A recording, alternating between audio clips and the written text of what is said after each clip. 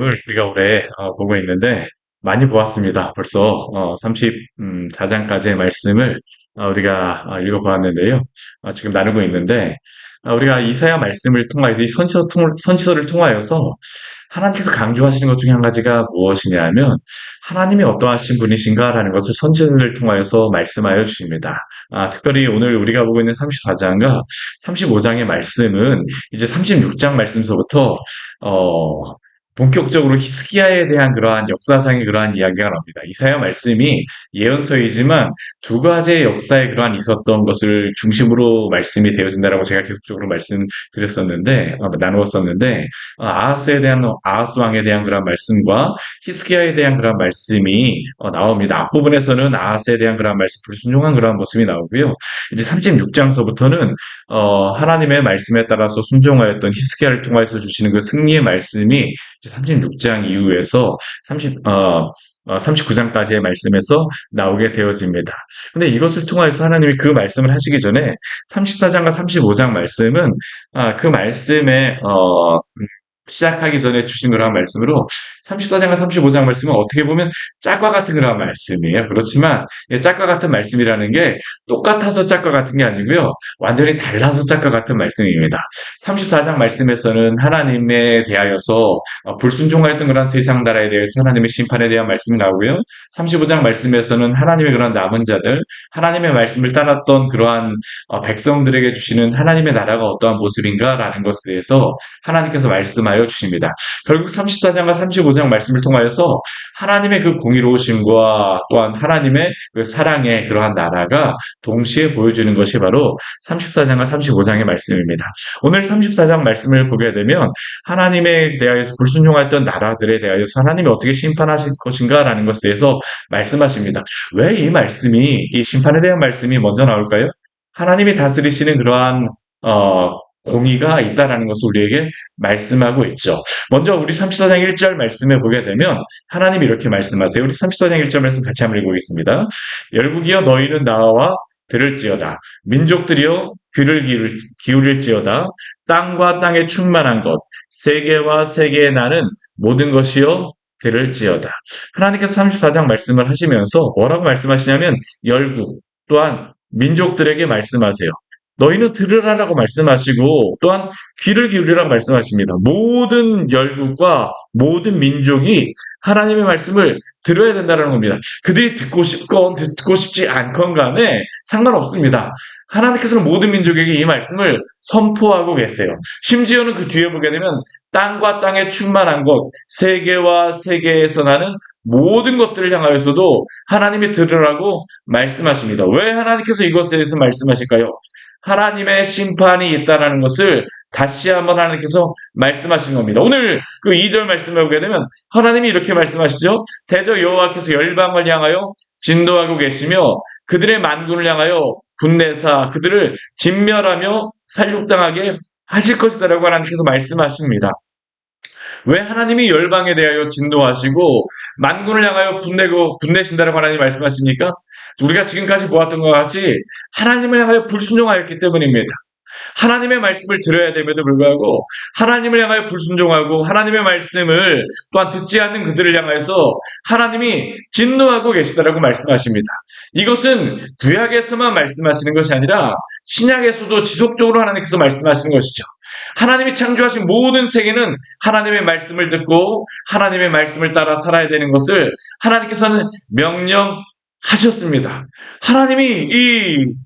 하나님의 말씀을 듣지 않은 이 세계를 향해서 그래서 무엇이라고 말씀하십니까?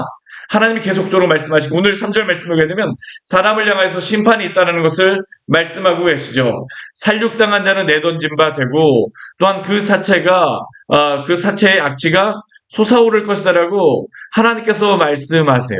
하나님은 당신의 그러한 이러한 심판이 있는 것을 통하여서 하나님이 말씀하시는 것입니다. 너희는 분명히 하나님의 말씀을 들어야 된다는 겁니다. 그런데 이러한 말씀을 전하게 되면 세상의 많은 사람들의 반응이 무엇입니까? 아니 하나님 왜 그렇게 하나님께서 이 세상을 심판하십니까? 라고 말을 하곤 하죠. 세상의 많은 사람들은 이야기합니다. 하나님께서 어떻게 성경에는 분명히 사랑의 하나님이라고 분명히 나와 있는, 하나님은 사랑이시라고 분명히 말씀하시는데, 어떻게 하나님께서는 또다시 그 다른 곳에서는 어떻게 하나님이 이렇게 심판에 대하여서 말씀하시냐라고 질문합니다. 그런데 성경이 우리에게 말씀하는 것은 무엇일까요? 하나님은 하나님은 심판도 말씀하시며 또한 사랑도 동시에 말씀하신다는 겁니다. 이게 바로 하나님의 속성이죠. 하나님의 한 부분만 보면 안 됩니다. 하나님께 대해 불순종을 하는 자들을 향해서 하나님의 심판을 말씀하시지만, 또한 하나님의 말씀에 그 순종하는 자들을 향해서는 하나님께서는 또한 사랑을 말씀하십니다.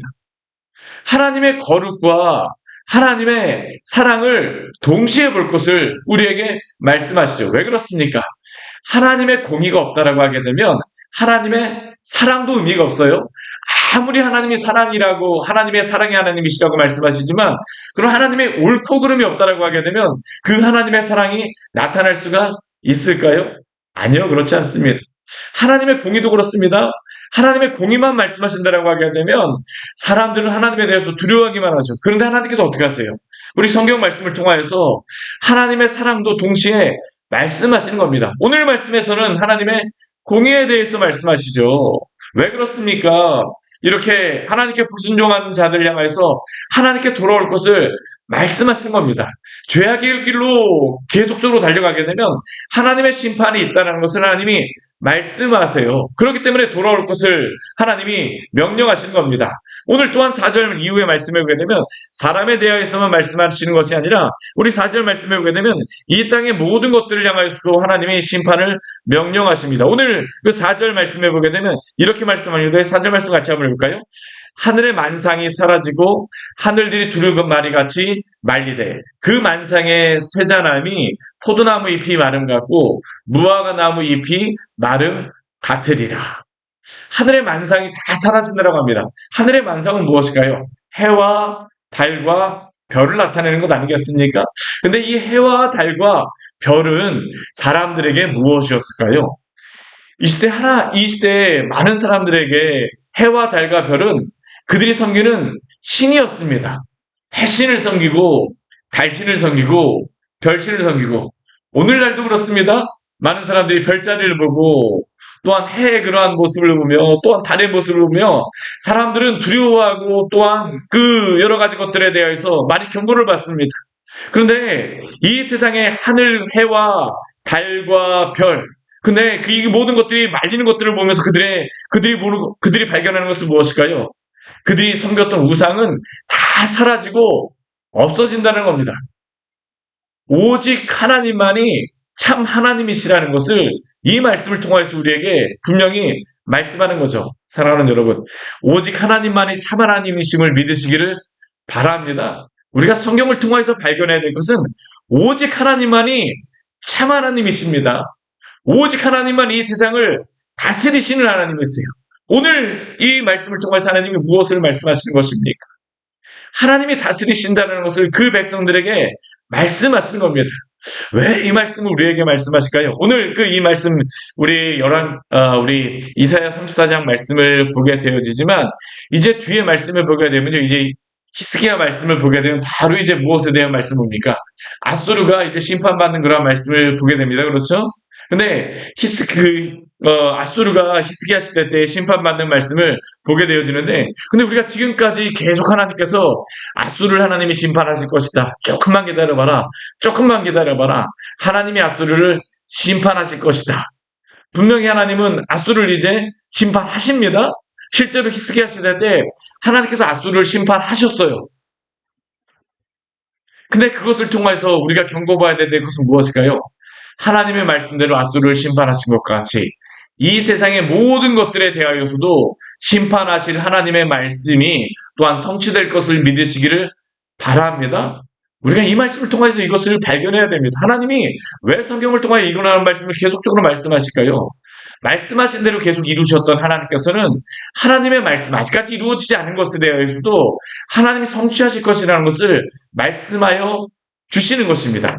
오늘 우리 5절 이후의 말씀에서는 하나님이 이 모든 것들을 심판하실 것이라는 것을 말씀하시면서 하나님이 이 열방에 대하여서 심판을 말씀하시지만 대표로서 그 심판하시는 그러한 나라에 대하여서 말씀하십니다. 어떤 나라냐면 에돔입니다. 오늘 6절 말씀해 보게 되면 여호와의 칼이 어린 양과 염소의 피에 만족하고, 그리고 또 이는 여호와를 위한 희생이 보스라에 있고 큰 살육이 에돔 땅에 있다라고 말씀하십니다.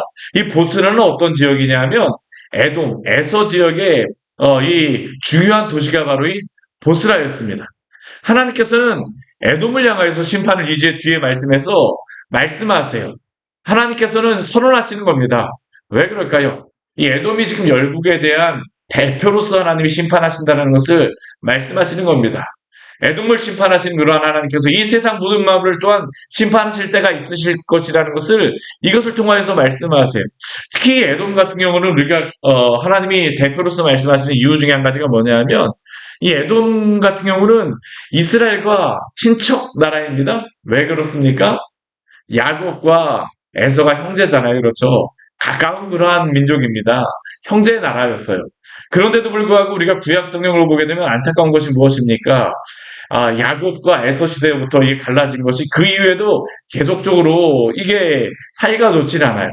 이스라엘이 어려울 때마다 이 에돔 족속이 이스라엘을 도와준 것이 아니라 사실 그 반대편에서 이스라엘을 많이 좀 괴롭게 하였던 나라가 바로 이 에돔이었었죠. 그리고 하나님께서는 이 에돔을 향하여서 심판이 있을 것을 말씀하십니다. 오늘 8절 말씀을 보게 되면 그래서 이렇게 말씀하세요. 이 심판의 날은 어떠한 날일까요? 오늘 8절 말씀 우리 같이 한번 읽어보겠습니다.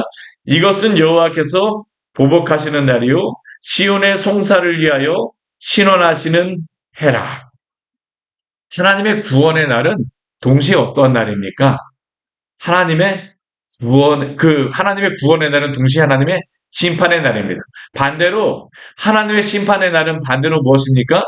하나님의 구원의 날입니다. 오늘 8절에서 그것을 말씀하시죠. 여호와께서 보복하시는 날. 하나님의 말씀에 불순종하는 자들 향하여 하나님께서 심판하시는 날은 곧 어떠한 날입니까? 시온의 송사를 위하여 신원하시는 날. 그 부르짖음을 들어주시는 날, 구원하시는 날이 되리라고 하나님께서 말씀하십니다. 이것은 오늘도 그렇습니다. 예수 그리스도가 반드시 재림하실 것을 믿으시기를 바랍니다. 예수님은 반드시 오십니다. 그날 어떤 일이 있을까요? 하나님의 심판과 하나님의 구원이 동시에 있을 것입니다. 오늘 이사야 선지자를 통해서 미리 말씀하세요. 이 아수르가 이스라엘을 침략하고 또한 이스라엘을 괴롭히지만, 그러나 하나님께서는 이스라엘을 하나님께서 이스라엘을 침략하였던 이 아수르를 심판하시는 날, 그날 어떤 날이 있습니까? 바로 이스라엘의 구원의 날이 있게 되죠. 심판과 구원은 동시에 있게 됩니다. 오늘 11절 말씀을 보게 되면 그 심판과 구원은 그냥 하나님이 이루시는 것이 아니에요. 그 뒤에 보게 되면 11절 뒤에 말씀을 보게 되면 뭐라고 말씀하시냐면 여호와께서 그 위에 혼란의 줄과 공허의 추를 들이우실 것이라고 합니다. 제가 예전에 어린 시절 저희 아버지가 강원도에서 교회를 건축을 하셨거든요. 해발 500m에다가 이렇게 교회를 크게 건축하셨습니다. 거기에서 어떻게 이 교회가 건축이 되어지느냐라고 할 만큼 큰 교회를 건축하셨었는데, 근데 저의 기억에 남아있던 것이 무엇이냐면요. 건축을 하는데 이 건축하시는 분들이 줄을 가지고 이렇게 잡고, 오늘날 보니까 레이저가 집에 쏘더라고요. 근데 예전에는 줄을 가지고 이렇게 쭉 줄을 재갖고 거기에다가 이렇게 벽돌을 딱 쌓고 하는 걸 제가 봤었거든요. 근데 이 수평으로 단 줄을 가지고 이렇게 되는데, 또 수직으로 달 때는 줄을 내려놔갖고 이걸 줄을 또 맞추더라고요. 제가 어렸을 때 그걸 보면서 야, 이렇게 해갖고 이거 벽을 쌓고 그러는구나 했던 걸 봤었는데, 오늘 11절 말씀이 그런 겁니다. 하나님이 바로 그냥 심판하시고 구원하시는 거 그냥 이루어지는 것이 아니라 하나님의 줄과 추에 따라서, 하나님의 기준에 따라서 하나님이 이루신다는 겁니다. 그러면 하나님의 줄과 추는 무엇일까요? 오늘 가장 우리 뒤에 말씀, 우리 16절 말씀을 보게 되면 굉장히 유명한 말씀이 나오고 있죠. 우리 16절 말씀 우리 같이 한번 읽어보겠습니다. 너희는 여호와의 책에서 찾아 읽어보라. 이것들 가운데서 빠진 것이 하나도 없고 제짝이 없는 것이 없으리니 이는 여호와의 입이 이를 명령하셨고 그의 영이 이것들을 모으셨음이니라. 아멘. 이 말씀 기억나지 않으십니까? 하나님의 말씀에는 하나도 빠진 것이 없고 하나도 짝이 없는 것이 없다. 바로 오늘 이사야의 이 말씀을 인용하여서 많은 분들이 말씀하시는 겁니다. 하나님의 말씀에는 빠진 것이 하나도 없고 또한 짝이 없는 것이 하나도 없음을 믿으십시오. 이게 바로 하나님의 말씀입니다. 여호와의 책에서 찾아서 읽어보라고 말씀하십니다. 빠진 것이 하나도 없고 짝이 없는 것이 하나도 없습니다. 근데 이 의미의 본래적인 의미는 무엇일까요? 하나님의 말씀에 하나도 빠진 것이 없다는 의미도 있지만 오늘 본문에서 이 말씀을 하시는 이유가 있어요. 왜 이 말씀을 하시겠습니까? 하나님이 지금까지 말씀하신 그대로 성취되어진다라는 겁니다. 아수르에게 심판을 명령하셨던 하나님의 말씀은 아수르에게 무엇이 임하게 되어질까요? 말씀대로 심판이 임하게 되어질 것입니다. 빠진 것이 하나도 없이 하나님의 말씀에 빠진 것이 하나도 없이 성취되어질 것이고 또한 하나님의 그러한 그 심판에 대해서 말씀하셨던 그러한 모든 것이 또한 그대로 성취되어져서 짝이 없이 그냥 공허하게 울려 퍼지는 것이 하나도 없습니다. 앞에서도 그랬죠. 앞에서도 줄과 추에 대해서도 말씀하실 때 혼란의 줄과 공허의 추라고 말씀하시는데 이것이 단순히 혼란의 줄과 공허의 추로만 끝나는 것이 아닙니다. 하나님의 말씀 그대로 성취되어진다는 겁니다. 두려움만 주는 것이 아니에요. 하나님의 말씀 그대로 성취되어지고 이루어지는 것입니다. 반대로 우리의 구원도 어떻게 할까요? 하나님이 말씀하신 그대로 오늘도 하나님의 말씀에 따라 당신의 성도들 남은 자들에게 구원이 이루어지게 될 줄 믿으시기를 바랍니다. 우리가 갖고 있는 믿음은 무엇입니까? 하나님의 말씀이 그대로 성취되어지라는 그러한 믿음입니다. 오늘 말씀도 그렇습니다. 여호와의 책에서 찾아서 읽어보라. 오늘 이루어지는 이러한 모든 것들, 역사의 그러한 주인이 누구인가를 보라라고 말씀하신 겁니다. 역사의 주인이 누구실까요? 하나님 아버지십니다. 하나님의 말씀에 따라 이 모든 만물을 창조하셨던 하나님, 또한 하나님의 말씀에 따라 이 모든 것들을 통치하신 하나님, 또한 하나님의 말씀에 따라 또한 이 모든 것들이 또한 마지막이 있게 될 줄 믿습니다. 이게 바로 하나님이 우리에게 주시는 말씀이죠. 결국 이 말씀을 통하여 우리가 가져야 될 것은 무엇이겠습니까? 하나님을 경외함으로 살아가십시오. 성경 말씀을 보게 되면 제가 아까도 그 설교로 시작하면서 말씀드렸지만 하나님은 공의와 심판에 대해서 동시에 말씀하십니다. 공의를 말씀하실 때 사람들은 어떠한 마음이 듭니까? 두려워하는 마음이 들어요. 그렇죠? 하나님이 이렇게 심판하실 것에 대해서 아니 하나님은 왜 심판에 대해서만 말씀하시지? 그러나 그렇지 않습니다. 하나님 동시에 무엇에 대해서 말씀하십니까? 구원에 대해서 말씀하세요. 사랑에 대하여서 말씀하십니다. 결국 이것은 하나님의 공의와 또한 사랑을 동시에 말씀하심으로 말미암아 우리를 하여금 두려움에 빠져서만 살게도 말씀하시는 것이 아니고요. 하나님이 나를 사랑하신다라고 생각함으로 말미암아 방자하게 행하도록 하나님이 또한 원하시지도 않습니다. 그럼 우리가 하나님 앞에서 가져야 되는 마음은 무엇일까요? 경외하는 마음입니다. 경외는 무엇일까요? 하나님을 두려워함과 하나님을 사랑함이 동시에 있는 마음이 바로 이 경외함입니다. 오늘 하나님께서 우리에게 말씀하십니다. 여호와의 책에서 찾아 읽어보라. 빠진 것이 하나도 없고 제짝이 없는 것이 하나도 없으리니 하나님의 말씀에 따라 성취되어질 이 모든 것들을 기억하시며 오늘도 하나님을 경외함으로 살아가시기를 축원합니다. 같이 기도하도록 하겠습니다. 하나님 아버지 오늘 말씀을 통하여서 우리에게 귀한 말씀을 주시니 감사를 드립니다. 하나님의 말씀을 찾아 읽어보라. 빠진 것이 하나도 없고 짝이 없는 것이 하나도 없는 것과 같이 하나님의 말씀은 그냥 공허하게 울려 퍼지는 것으로 끝나는 것이 아니라 반드시 성취되며 이루어질 것을 오늘도 우리에게 말씀하여 주셨사. 또한 하나님께서는 이 땅에 심판도 명령하시고 또한 구원도 명령하셨사오니 오늘도 하나님의 말씀을 믿음으로 말미암아 또한 하나님의 말씀에 순종하며 또한 하나님을 사랑함으로 또 하나님을 경외함으로 살아가는 우리 귀한 성도를 될 수 있도록 은혜 허락하여 주시옵소서. 오늘도 다스리시는 주님을 경외하며 사는 당신의 백성들 가운데 당신의 구원의 은혜를 베풀어 주시고 당신의 그 사랑의 그러한 놀라움을 오늘도 경험할 수 있도록 주께서 함께하여 주시옵소서. 예수님의 이름으로 기도드립니다. 아멘. 오늘 말씀 같이 기억하시면서 기도하며 나가도록 하겠습니다.